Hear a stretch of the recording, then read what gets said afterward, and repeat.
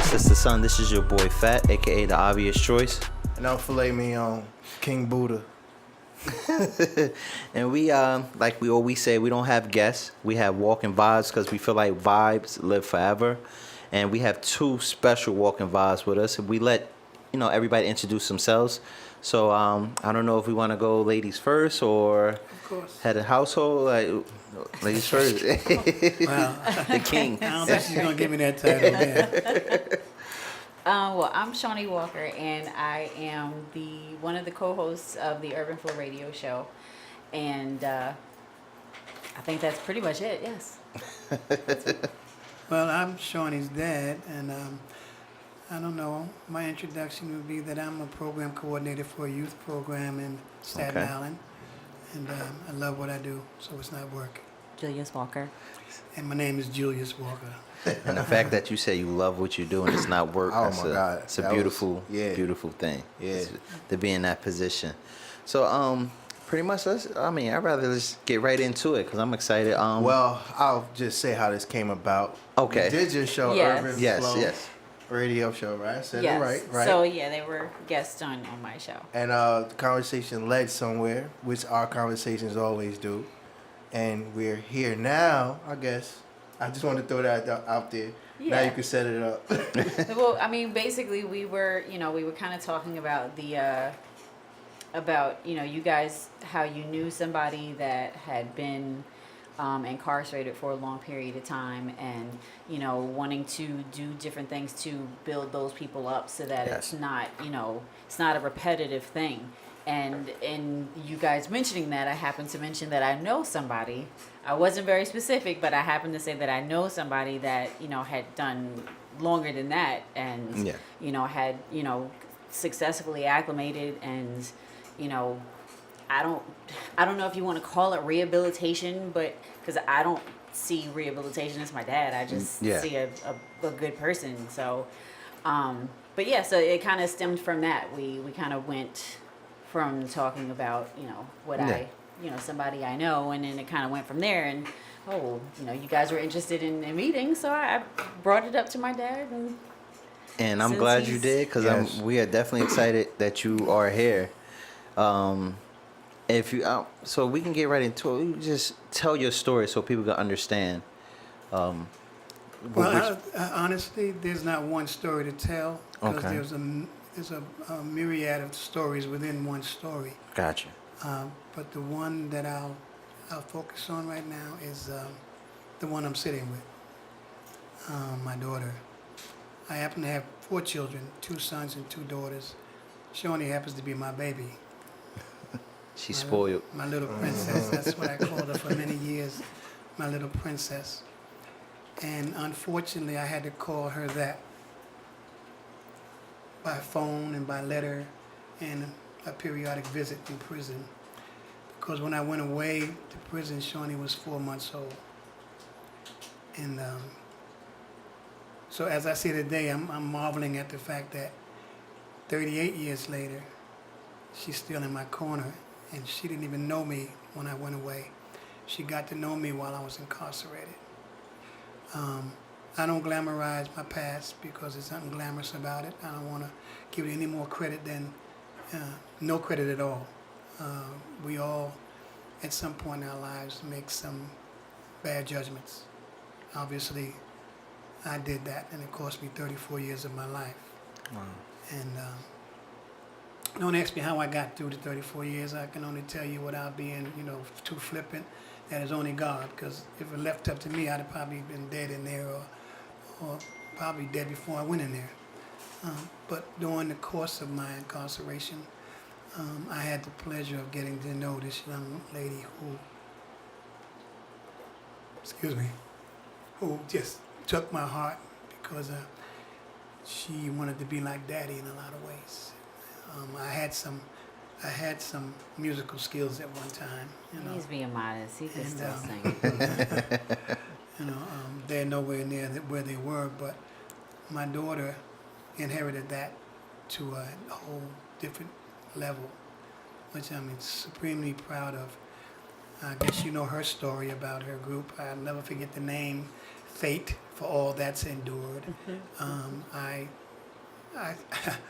I sold that tape around the penitentiary. Everybody knew my daughter in there, and especially when I had the pleasure of seeing her on Soul Train and I think the BET Awards and a few award shows. And as I sat there watching, there's some guys who went on visits when I was on visits, and they got to see her. And there was one dude, he didn't know that she was my daughter. And so he made some kind of real ribald remark, you know.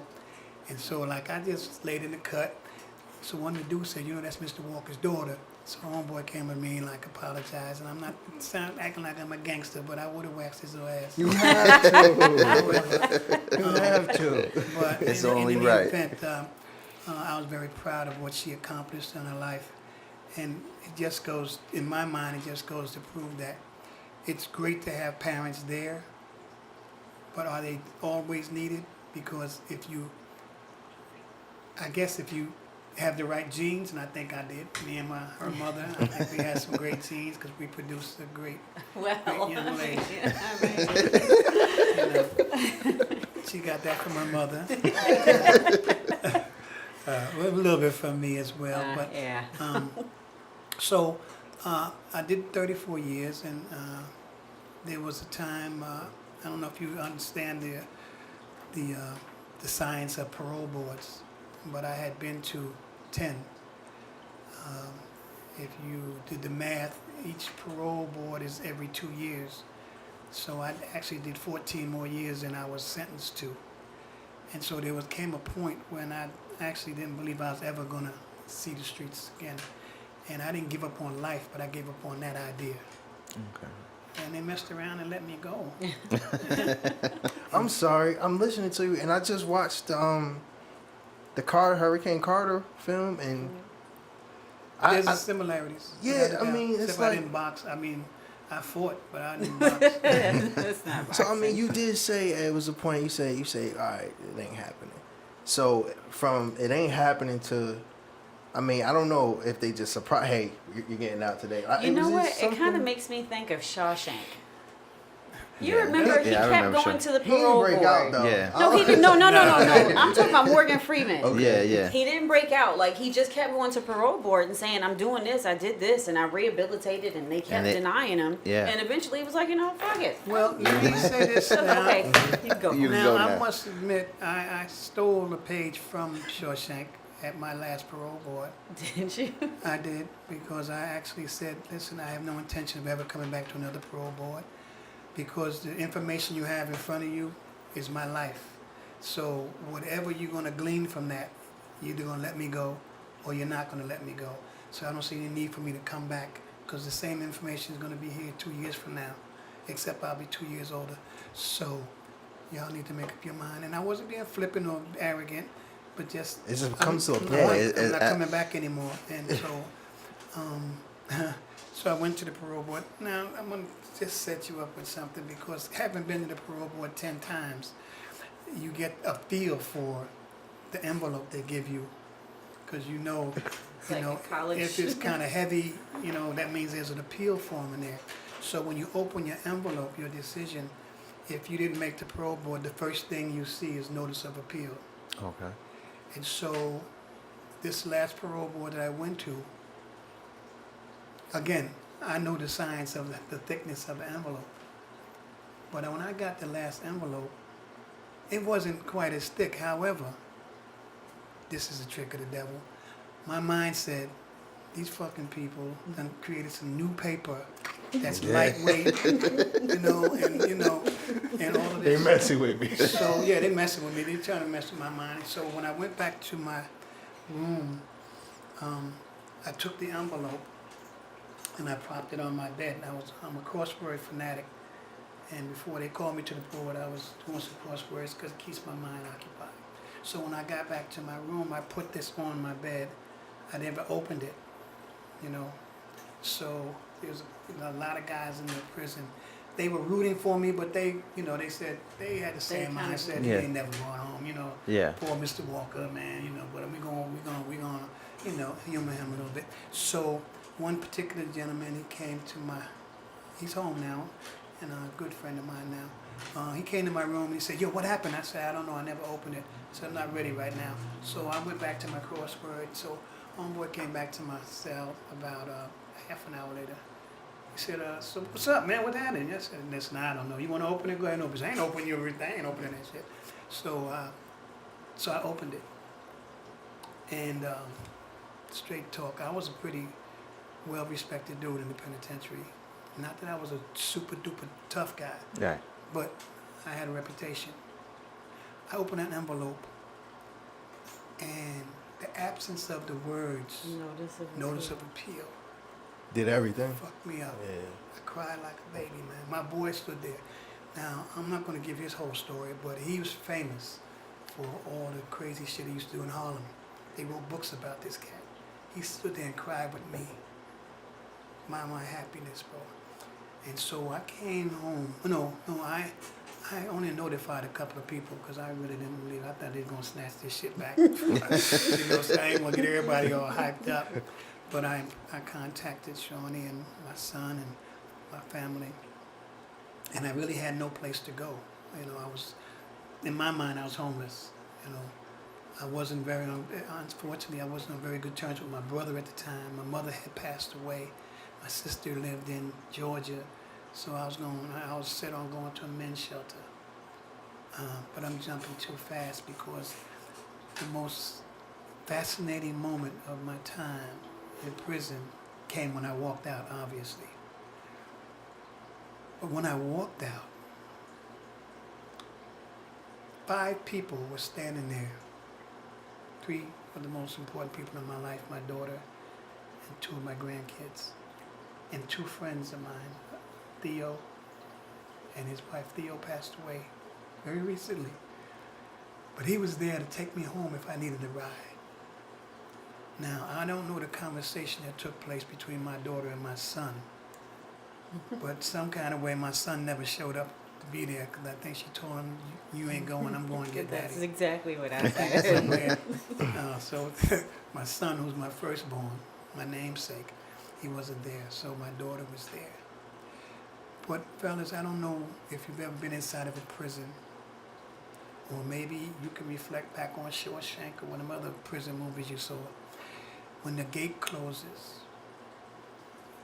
you hear a clang, a loud clang. When I walked out of the prison, I never turned back to look at the gate, but I stopped there. Remember, I just stood there for a minute, and I heard the gate close. And as God is my witness, to me, it was with finality. Finality, man. That clang was, I don't know what I expected, but it was one that allowed me to breathe for a second. Because I was waiting for them to Walker, get back in there, nigga. You ain't going nowhere. Psych. Listen, I'd have had to be home Psych. for a week to be comfortable. Like, Yeah. I understand you. Man, shoot, I wish. This dude came home, had 2 freaking cell phones by the end of the week. That's all my great nieces and all, and they just looked out for me.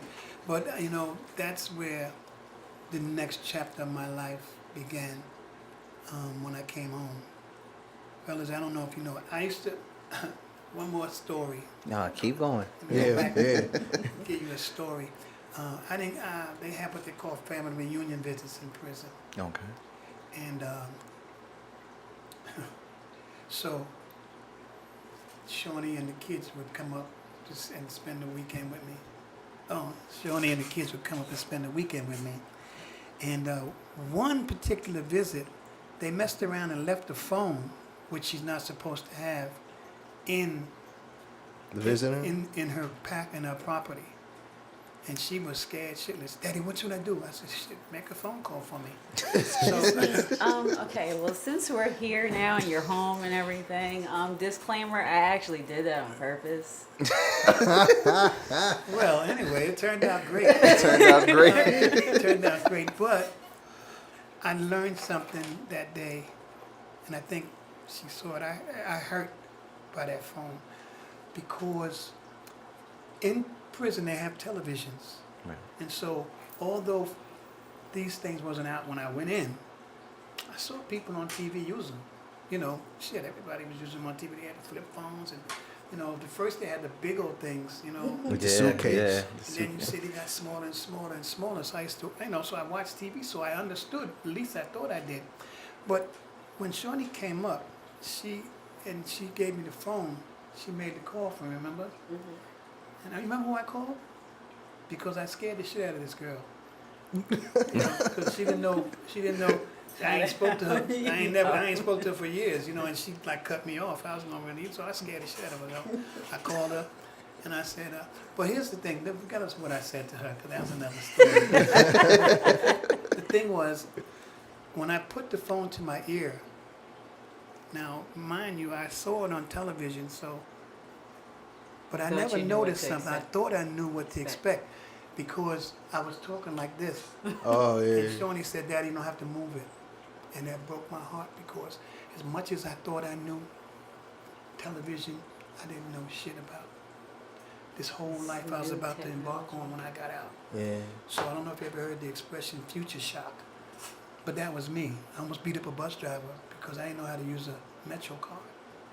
And he kind of like blasted me. You don't know how to use a card? I said, dude, this ain't the time to fuck with me about no card. No, I don't. Tell me how to put it in, please, man. Because right now, but I saw this big sign on the bus that you beat a bus driver up to get 7 years, so kind of like held me back a little bit. But I might have just, you know, I was in that place where I might have just asked the judge to give me a leniency because I was going to beat this dude up. He disrespected me on the bus. But those were lessons I learned about the life that I had to embark on. And so I don't want to like jump too fast, but it is a jump because I don't know how, but when I came home, I fit right in. I didn't feel, I mean, there was a few awkward moments. I'll give you another very, very awkward and embarrassing moment. I've been, you know, I watch TV, so I saw McDonald's and I heard about Egg McMuffins and shit. I never had one, you know. So the night I came home, my brother, oh, that's another part of the story. I'll retract that. I'll back up to that in a minute. But anyway, when I got home, my brother walked me around the neighborhood because he was still working, so he had to go to work the next day. So he walked me around the neighborhood to show me where the stores were, and you know, and I'm walking with him. I'm not really paying attention. I'm following what he's telling me, but you know, he says the stores are nearby. So the next day, I decide, you know, I want some coffee. He didn't have the coffee in the house, so I was going to walk and get some creamer and some coffee. But I realized later that I made the wrong turn. I went right instead of left. So I'm walking and I'm saying, damn, the store wasn't this far. Yesterday it didn't seem this far. Maybe it's my mind. I don't know. Stupid me, I kept walking. And then lo and behold, I walked all the way up to Rockaway Boulevard, and there's a McDonald's on the corner. So I said, well, fuck it, I'm going to go to McDonald's, get me an Egg McMuffin, you know. So I go into McDonald's, and I'm acting like a regular customer, you know, standing in line. My turn comes. I'm looking at the board, and the little young lady says, so, sir, what do you want? I said, give me a 1543. She said, 1543? She said, excuse me, sir, that's the calories. So I said,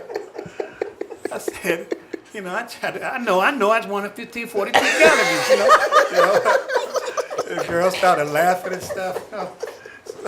So to this day, I don't go to McDonald's. I don't eat McDonald's. I don't Judge from that. well, yeah, that was a big thing, but I don't eat fast foods. I don't buy them for my grandkids or nobody. You know, I don't think they. But anyway, that's another story. Oh, yeah, In any event, my transition was almost, in my mind, seamless. Everything just seemed to fall in place. I got a job, an internship right away. And then I got a job not too long after that, with the help of some friends who unfortunately aren't my friends today. But they were very instrumental in me making this adjustment. And so the work that I do is the work that I did for over 25 years in prison. I used to work with the gangs and the young kids, and I used to run the sports program in the joint. So I made a rule that if you didn't have a GED, you couldn't play in any organized sports. Okay. So I got a lot of the gangbangers into school. A lot of them are out here today, and their vice presidents, their directors, they're doing shit out here. And I'm very proud of them. I'm extremely proud of them. You know what? We normally take a break, and this is a good time. We're gonna go right back into that, the Yeah, I think- transition, and everything else like that. I don't think it's no break needed right here. No? Because I just you want to take a break? I'm Just to excited. read- I'm like this because this is definitely a story about faith, unconditional love, strength. It's just so much going on here, and I just want to just get as much from you because you have an energy coming across right now, and I could see this reaching so many people because I have so many relatives, friends that's you never gave up, and I feel like they are almost there to give up, and I just want to get your story. Well, let me just put a pin there for a second because I honestly don't feel unique because there's a lot of us out here Yes, it is. like me. So I don't feel my story is any more special than anyone else's. It's mine, Okay. but I can show you, and I've exposed her to a lot of the guys who came home and they're doing great, not good things, great things with their lives right now. Okay. And I'm proud to have been a part of it. They all, about 30 of them came to my wedding when I got married. So she knew them all since she was Yeah, little a lot of them kids. have watched me grow They up. watched her grow up. And I have to check a couple of them going, damn, that's your daughter. Because, I make beautiful babies. She don't want to admit that, but all my No, I kids, do. I do admit it. I all agree. my She kids, gonna admit it. all my kids are good looking, man. And with their own special gift in my mind. But coming home, I don't know how. You use the word faith, and I do have a lot of it, even though sometimes I might use some expletives, man, every now and then. I'm working on breaking out of that, but, it just ain't fully developed yet. Hey, But that faith thing is, I have it in abundance. First and foremost, who's ahead of my life is God, but I believe in me. I Yes. believe what He created wasn't garbage. And I don't let myself or anyone else relegate me to the garbage heap. I stand with the best of them. Today, you would not believe it, I talked to the mayor, I talked to police commissioners, parole commissioners, probation commissioners, police officers, and not just talk to them, they respect me for what I do, the work that I do. I ain't bragging, but I'm good at what I do because I love what I do. As I said in the beginning, I don't work. I get headaches from some of these little brats, but I don't work. I'm doing what I love. And hopefully we're making a difference because I won't take all the credit to myself. But so since I've been home,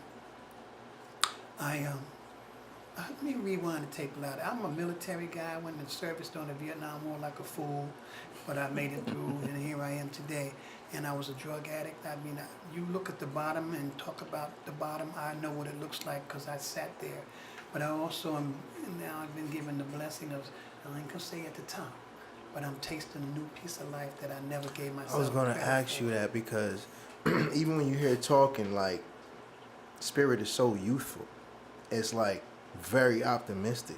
So I mean, you are describing the space you went. I feel like I'm gonna say you about as young as me. That's how you feel to me. Like, Well, let me say this. I sometimes feel young. I think young all the time, but I'm 65. Just go ahead and say it, fellas. You look good. You look bro. good. Yeah, amazing for 65. yeah.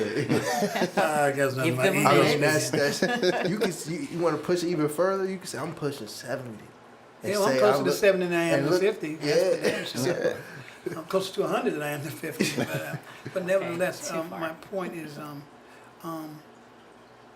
through this whole journey, I've been blessed to overcome all the things.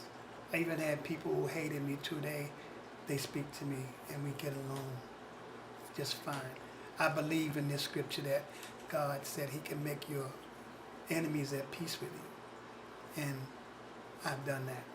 Even the guys, even the guys I wanted to do real damage to, who I did this time for, I've seen them since I've been home. And I give them the grace of having another day to live, because it's not for me to take it. Even though it's in my flesh want to tear some shit up, but you know, the time has been done, the price has been paid, end of the story. Look at me now, that's what I can say, look at me now. Because when I saw this dude, he was cracked out. So everybody gets paid in their own way. But anyway, so my journey has been that when I was in the Army, I dropped out of school at 16 because I could, not because I was a dummy. I just did it because I was going to be rebellious, and this is in the 60s, so, you know, everybody was rebellious back then. So I was a GED guy for many years, and I went to prison. I decided to go to college, never finished. For some reason. There's a whole story behind that. Because I was getting my GI benefits, the school was trying to tell me that, oh, you can no longer get BEOG and TAP because you're getting the benefits, and so you should use your. Well, they didn't tell me. President Reagan said this shit. This dude came in and changed the whole fucking law. Excuse my language now. No, Well, you're good I I don't today. hear still want to anything. beat Reagan's ass. Man. He's dead, and I still want to, if I can get him, because he messed up so many GIs' lives. Because in your contract with the military, it never said that if you go to jail, you lose your benefits. And they just took them. And so I was rebellious. I said, I'm not using my money. That I put my life on the line for this country to pay for education when I should be getting it free, regardless of the fact I'm in prison or not. So, needless to say, they didn't give a fuck, so I didn't finish college.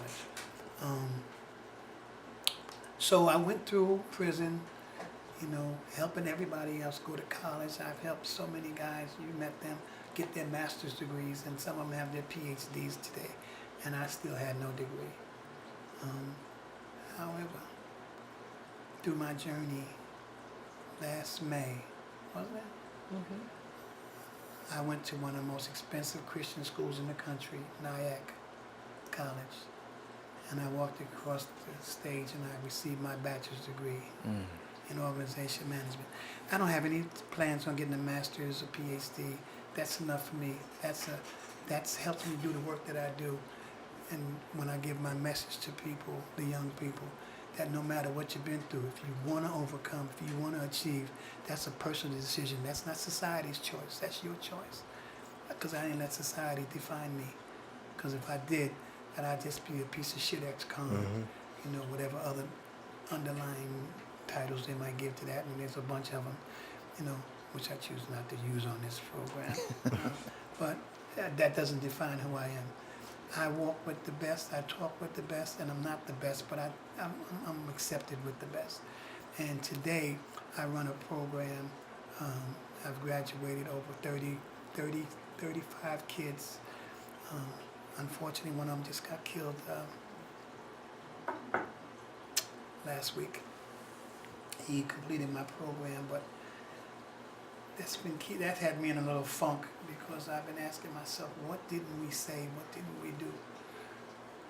Why is this kid dead at 19 years old? Who had a promising life?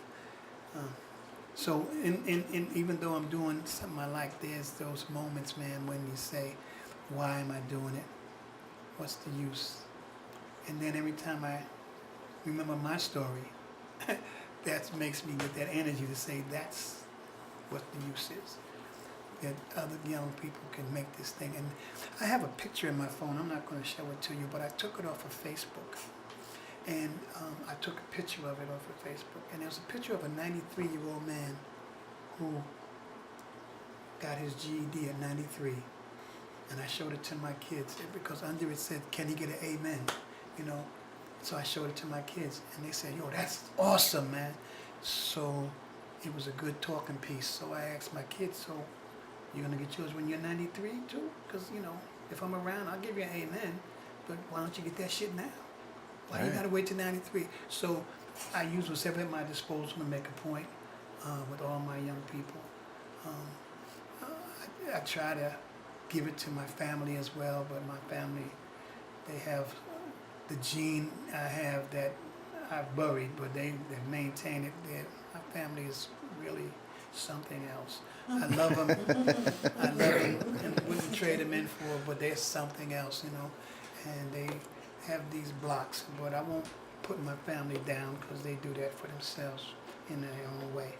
But I am, today I'm the program coordinator for a program. I went to get a job, this job, and I didn't have a job when I went to get this job. I was actually lost a job that paid more than I make now. But I was told by a friend of mine that this job was open. But this job calls for MSW, a Master's in Social Work. And so when my man told me about it, who was actually leaving the job, and told me, why don't you apply for it? I said, man, they ain't gonna hire me, man. I ain't even got a bachelor's degree, homie. He said, well, try it anyway. And as God is my witness, I went on an interview, and they hired me immediately. Wow. Without a degree. So unfortunately for me, without that degree, they lowballed me on my salary. But you best believe when I got that bachelor's, we went back to the table on that. And that thing got rectified a little bit. And I'm looking for another rectification in that shortly, hopefully. But I've been looking at I look back at my life and I said, there's nothing unique about me except that I want what I want. And it's not great stuff. I'm not looking for a Maserati. I'm not looking for anything. Today, I drive a Mercedes-Benz. It's not the best, but it's mine. I live in a condo in Staten Island. I don't owe anybody. Well, that's quite not true. On the whole, you know, my life is on as smooth a ride as could be for someone 65 who's just been out 5 years. I've done, in my mind, what some folks have taken 10, 15 years to do. I managed to do it in 5, and I don't know, I give God praise for that, because I just happen to be, I guess, in the right place at the right time and talking to the right type of people. Right. Because I'm an old school dude, and I believe in people, places, and things, that if you don't know how to put them in perspective in your life, then you're subject to whatever the people, places, and things put you in. And I choose not to be a follower for anybody except for Jesus Christ. And I don't want to blow your mind with all this Jesus stuff, but that's my man. You know, that's my dude, and you know, I have no shame about him and me and in my life. I know sometimes he's looking back and he said, "Dang, Walker, you can't clean that up. You can't make that any better than that." And I know me and him have our talks, and I tell him, you know, I'm gonna get it right. You know, one of these days, you know. But for the people who love me, I love them back, and for the people who don't love me, I love them anyway. It don't cost me nothing to love them. I don't have a time for hating. I don't have time for stuff. I'm not trying to make up for anything in my life, but I'm not trying to catch up with anything in my life.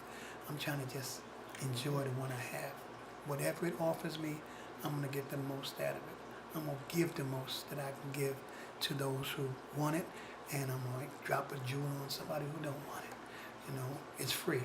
And if you don't want it, you know, you can do like they say, fuck it, chuck it. It's okay, you know.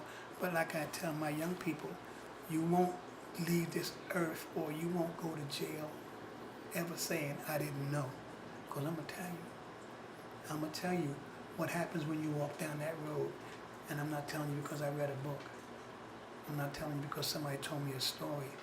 I'm telling you because that's the road I was down. And I'm one of the lucky ones that have gotten back this way. Straight story. I'm a lucky man. And I know that's not the word. I'm a blessed man. Straight talk. I know it, you know, and I don't care if nobody believes it. I don't care if nobody accepts it. I know it. So when I go to sleep at night in my little spine, I sleep well, because I know there's a remnant of people around me right here.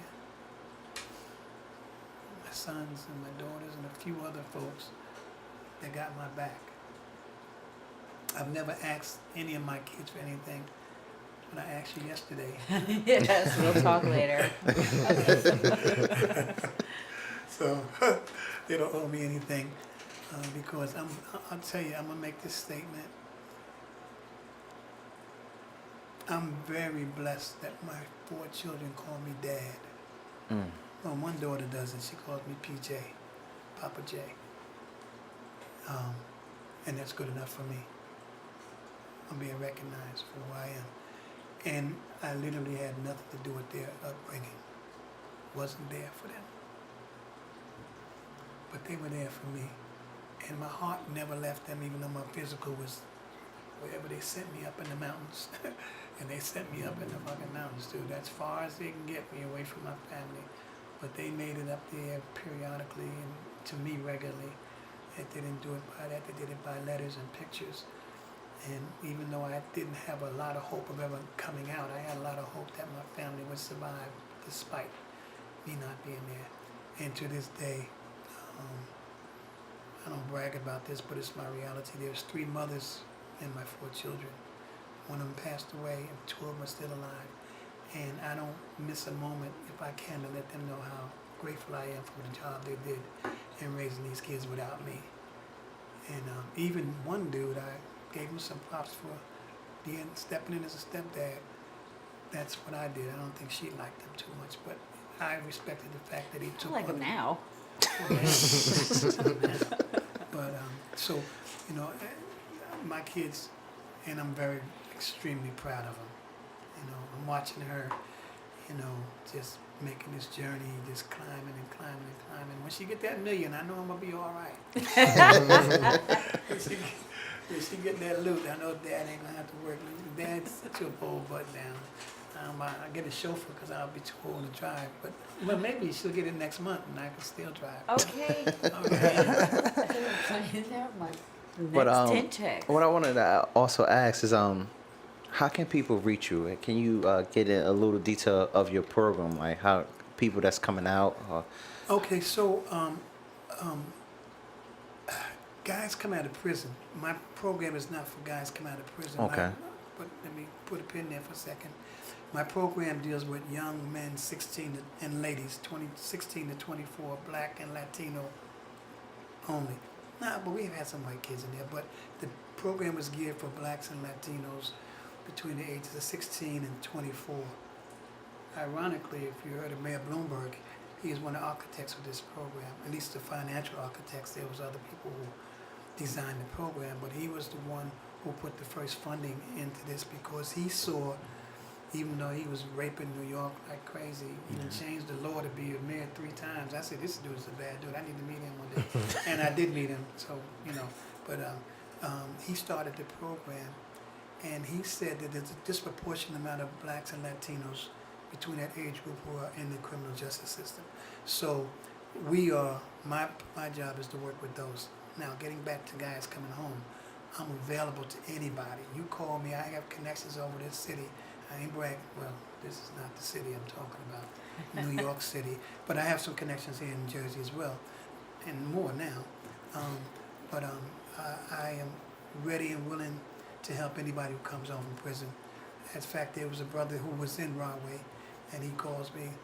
I won't put his name out there, but he just texted me, emailed me the other day.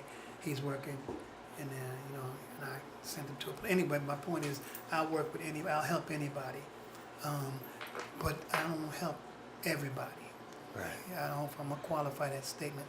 I'll help anybody, but I don't help everybody, because anybody that I help are people who demonstrate that they really want. I know bullshitters when I see them, and I'm not going to actually waste my time. I'll send them somewhere, but I won't personally waste my time on a dude that I feel, man, you're just trying to please the parole board. You know, I'm not with that. You know, you got to want something. I mean, I can show you a myriad of kids who want something, and they've pursued it, and they've obtained it. And they're here to help me help those who come home. I actually have a ministry called Never Forsaken, reentry ministry, that I'm kind of divesting myself from because of Benny. Excuse me for putting his name out there, but that's what we do. We help anybody and everybody. We are grateful for what God has blessed us with, and He's blessed us with not just connections on I'm talking about the highest levels of government in New York City. We have access there. You know, we know people. I got a friend who's one of the top aides for de Blasio. So, and she's a lawyer, and I can call her up anytime. She'll come on your show too. I can call her up anytime. We would love that. And she We would love that. and she used to be a legal aid lawyer and now she's in the mayor's office. And whatever I need, you know, and not no nefarious under the cover stuff, under the table stuff, but stuff to really help people. She's there. She's inside.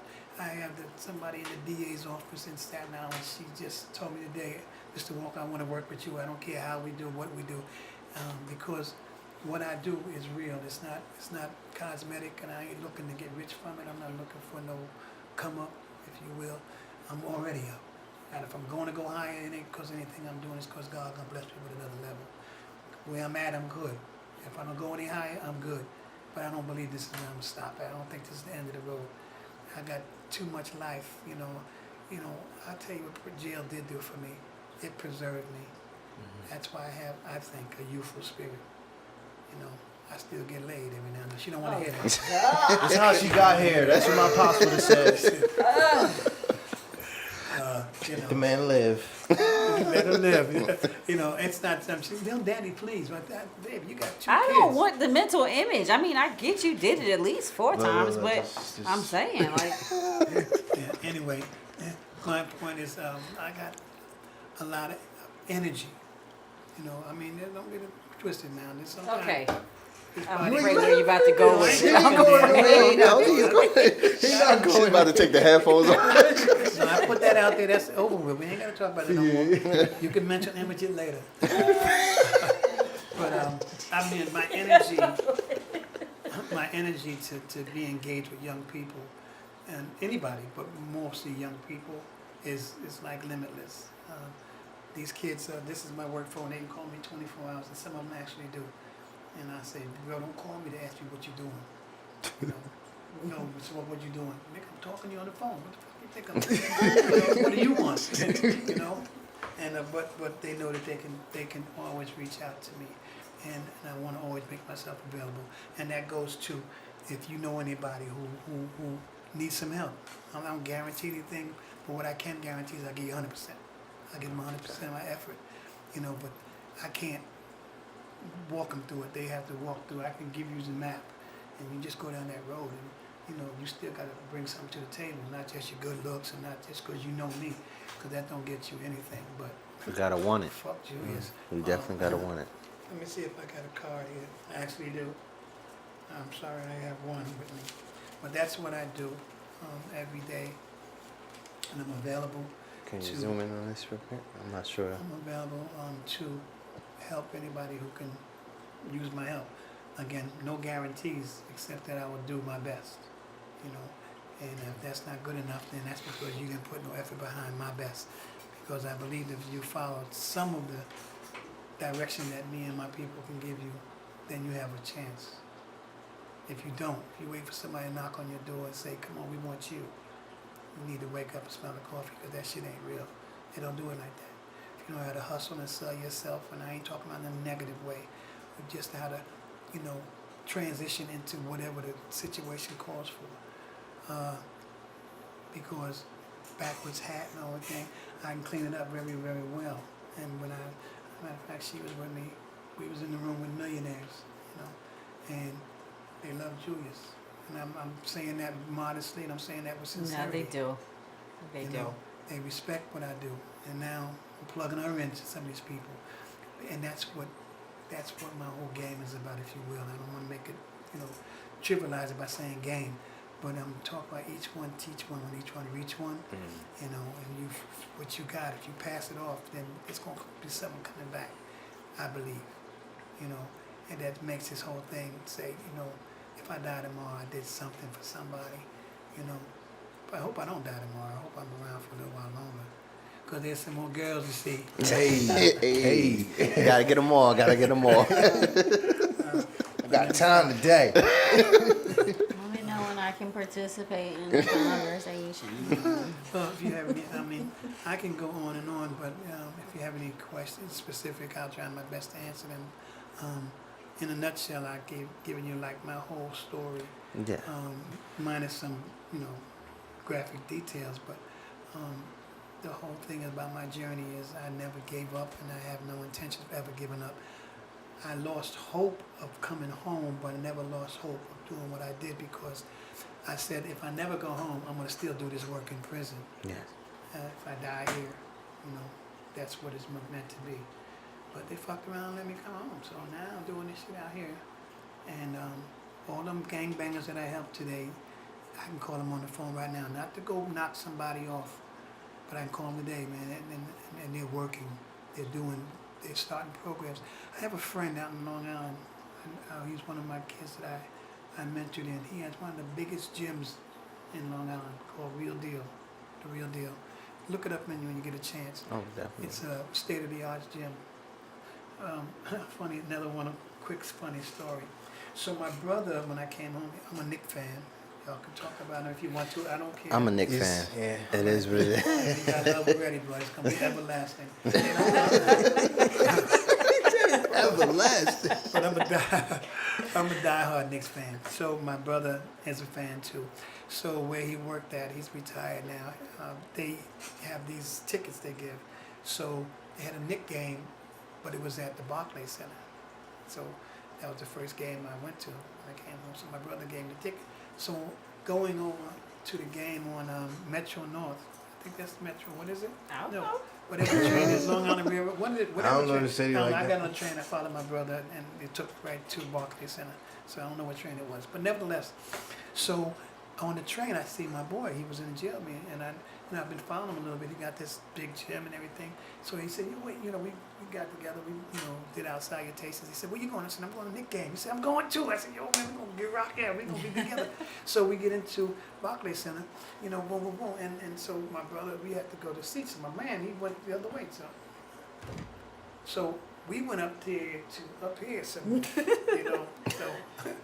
And I looked down, and my boy was sitting right behind Jay-Z and Beyonce. Oh, wow. Wow. That's one of the kids I nurtured. He has one of the biggest gyms. Now this kid, he's all on Facebook. You'll see him if you look at it, Real Deal. He's O'Neal. You can look him up. He's doing marvelous things out there, man. He's doing great things.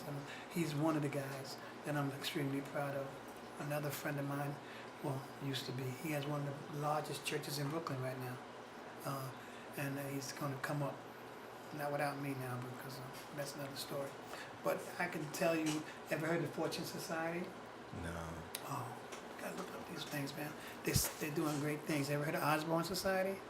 You need to look this stuff up, dude. If you want to help guys, really, for New York City, I don't know what they have in Jersey, but in New York City, those are names that stand out in helping ex-convicts transition.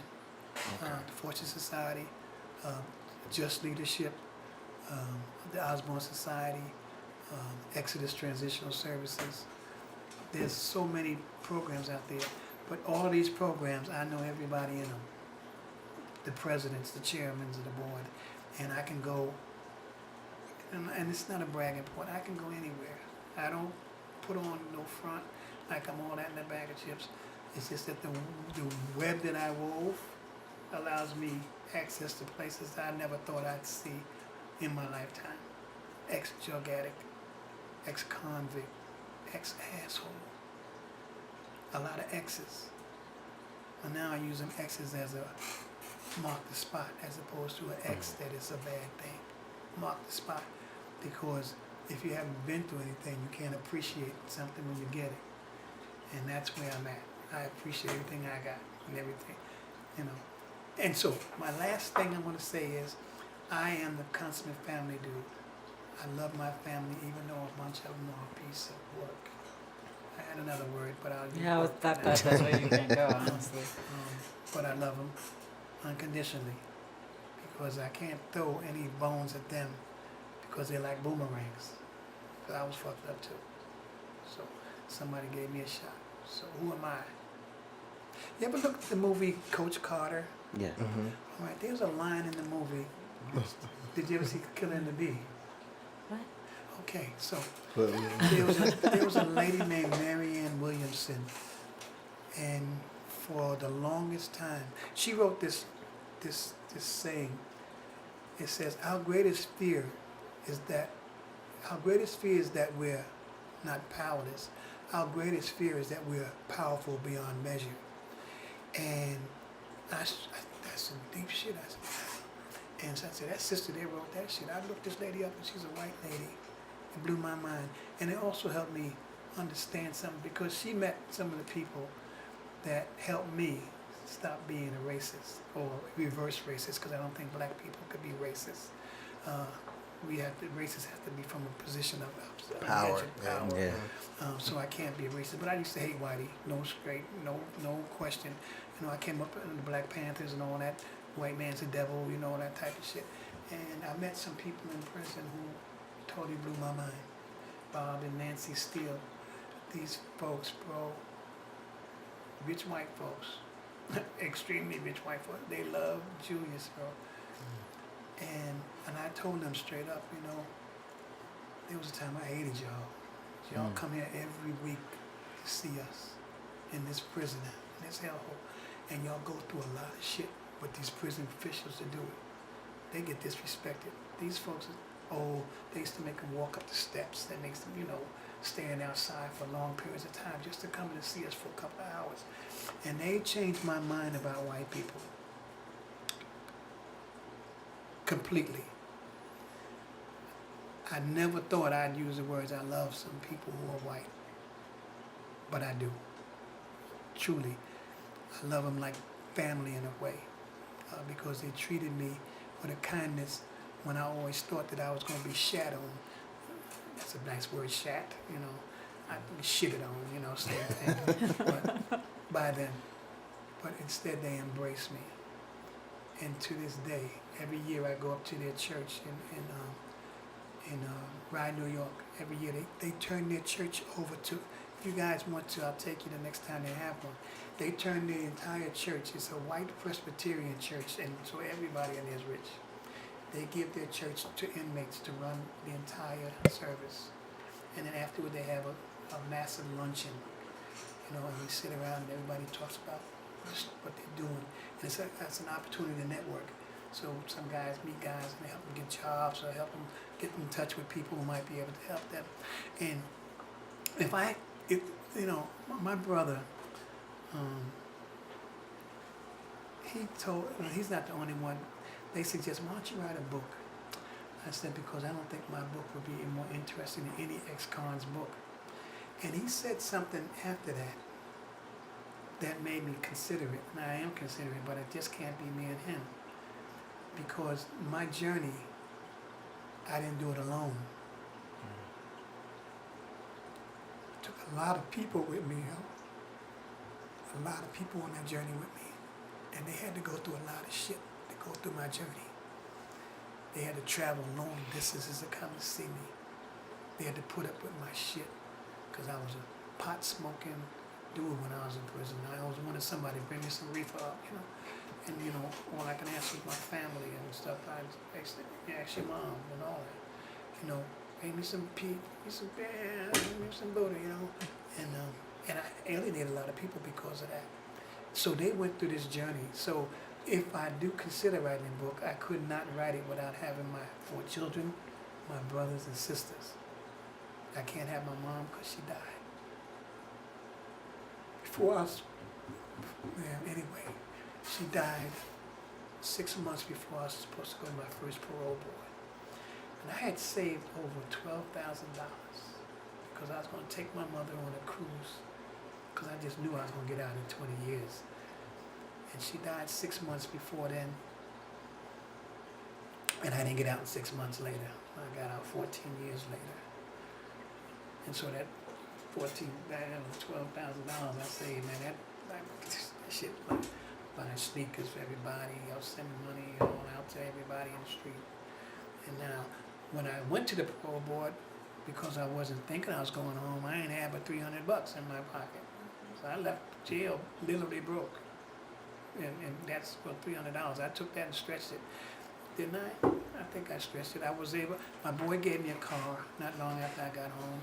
And that little money I had and the little part-time internship job I had, I paid my gas. I bought gas for my car. I paid my insurance on my car. Cell phones. I had I got a cell phone.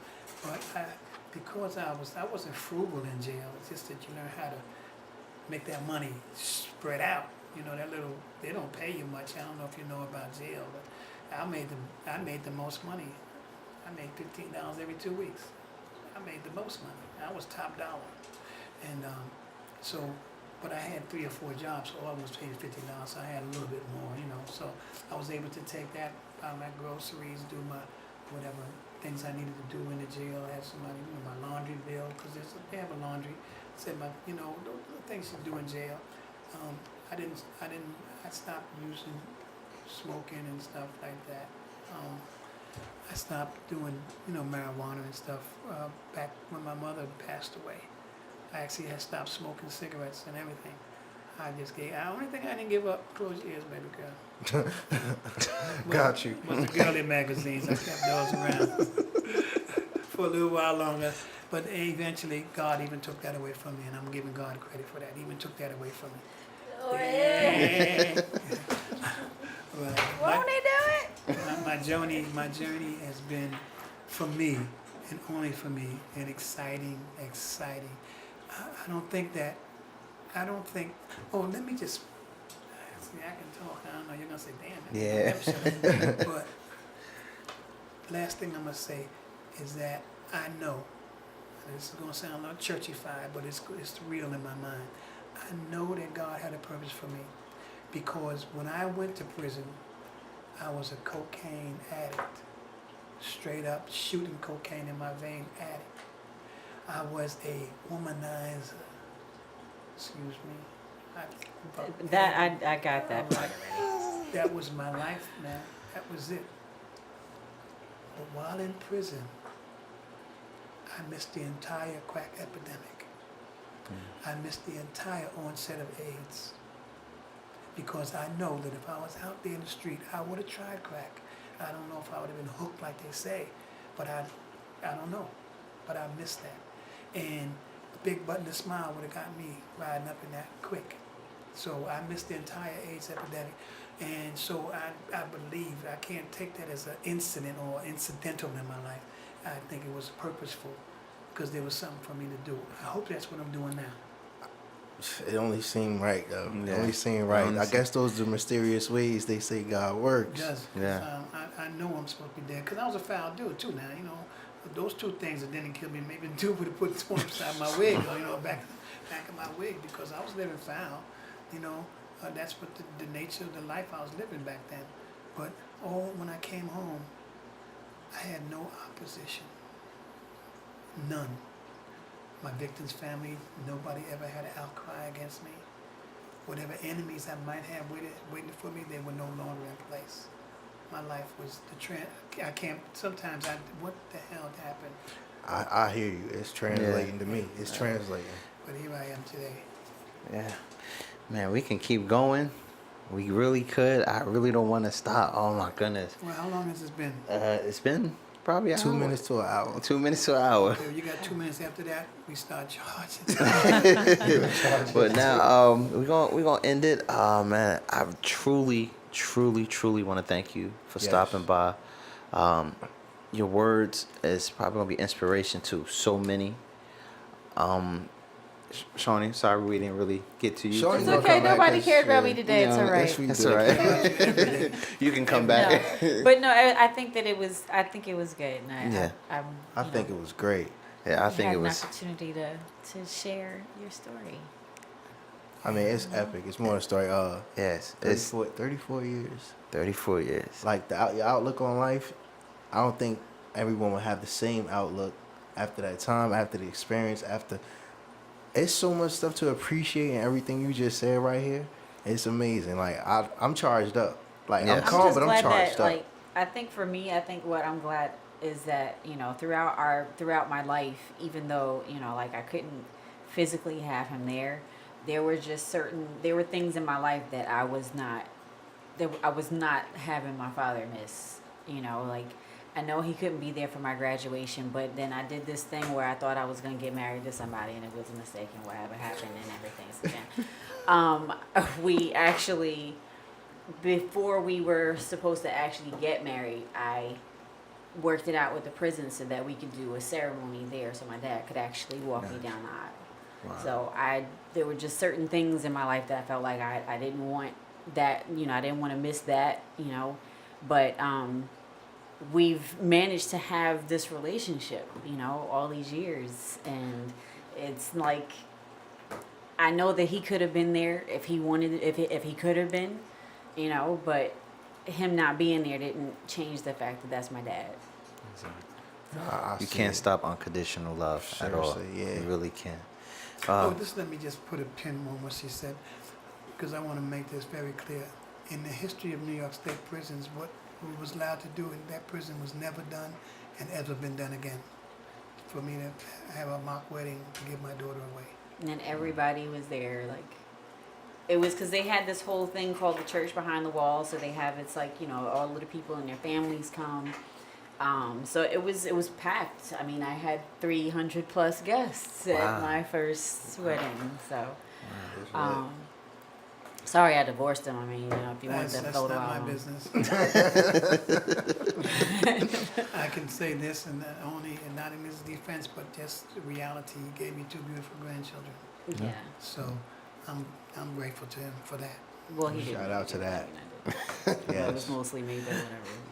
Well, The whole carrying the 9 months. Whatever. Table title. But again, thank you for Thank tuning you in. for having me. No problem. Thank you for Yeah, coming. yeah, pleasure's Thank all you. ours. The pleasure is definitely all ours. This is my mother, sister, son. Again, this is Fat. I'm filet mignon, and it's never over. It's never over. Keep your head up, and thank you, guys. Yes, and guys, tune into Urban Flow Radio Show on Saturdays at 5. You can just check us out on urbanflowradioshow.com. She put her radio voice on in. Yeah.